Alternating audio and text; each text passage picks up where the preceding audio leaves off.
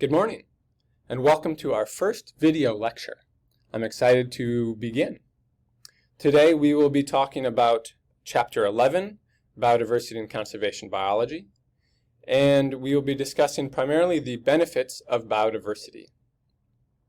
This lecture will consist of two different voice-over lectures that I'll put on YouTube, as well as I'll link to two other videos from YouTube that provide some additional insight into the benefits that biodiversity provide. So, one of the most important and obvious benefits of biodiversity is food.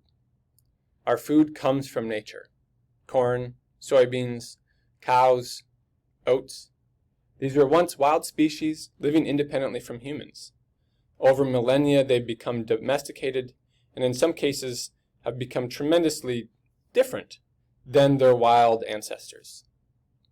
Regardless, our food was derived from nature and is still grown in nature, benefiting from healthy soils, pollination, climate stability, nutrient cycling, etc.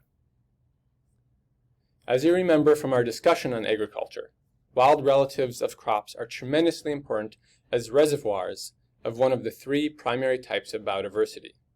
I'll take a second to let you try to think of what are some of those three types of biodiversity. So these wild relatives of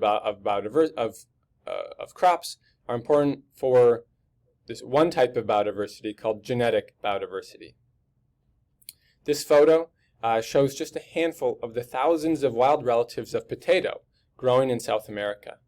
Some potatoes obviously look different, some taste different, some have different nutrient values, but importantly, some will also be more drought or disease resistant, some may grow faster or store longer on food shelves. We don't know unless we review their uses and we maintain this diversity of food.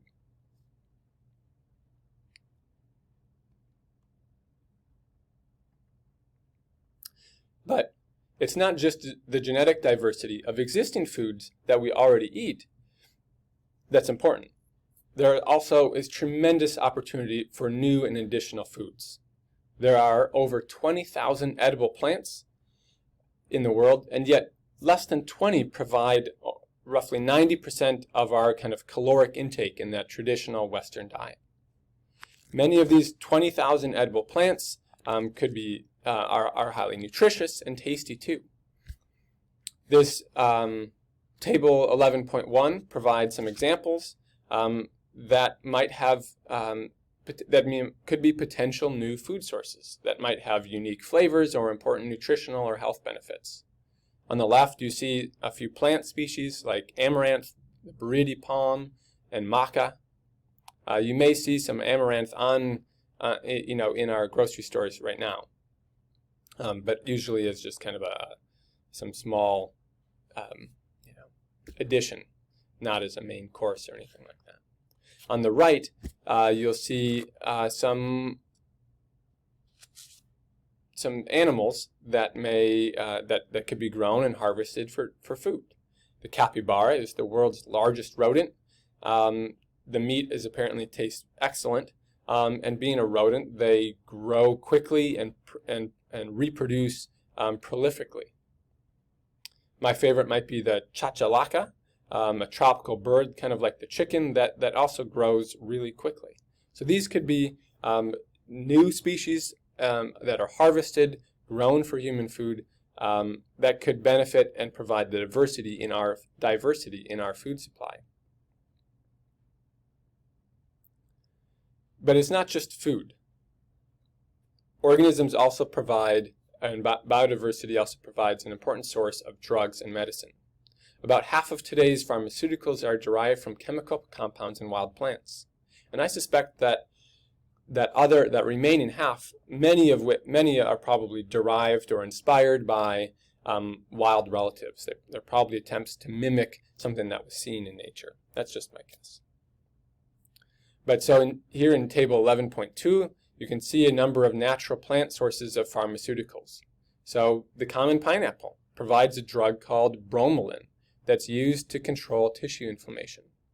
The Pacific yew provides a drug called Taxol that is an important anti-cancer agent. The common foxglove, Digitalis purpura, provides the drug digitoxin, which is an important cardiac or heart stimulant. And here you see even more drugs and medicines. And these include some of the most commonly used, well-known drugs that we've all heard of: penicillin, bacitracin, erythromycin, even morphine. These all were derived from nature. They came from biodiversity. One of the picture in the upper left with the pink flower is actually the Malagasy periwinkle, grown in Madagascar, endemic to Madagascar, and it is incredibly important as an anti-cancer drug. Now, this search for food and drugs from biodiversity is such a common and important thing that it even has its own name.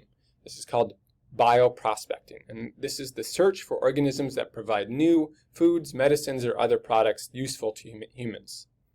You can see here in table 11.3 some examples, like amphibians. Some amphibians have kind of antifreeze compounds in them that allow these frogs to survive temperatures below freezing, right? And these kind of natural antifreeze compounds could be used to help preserve organs during transplant. Or in the bottom, you can see horseshoe crabs. I've provided a link to a video that talks about the importance of horseshoe crabs in the medical industry. Horseshoe crabs have a blue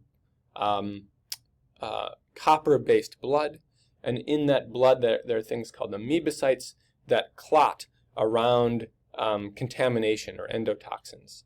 And these are incredibly important in the medical industry to help understand if your equipment and your settings are sterile or if they're contaminated. That's all for now, and I'll see you in the next lecture. Thanks for listening.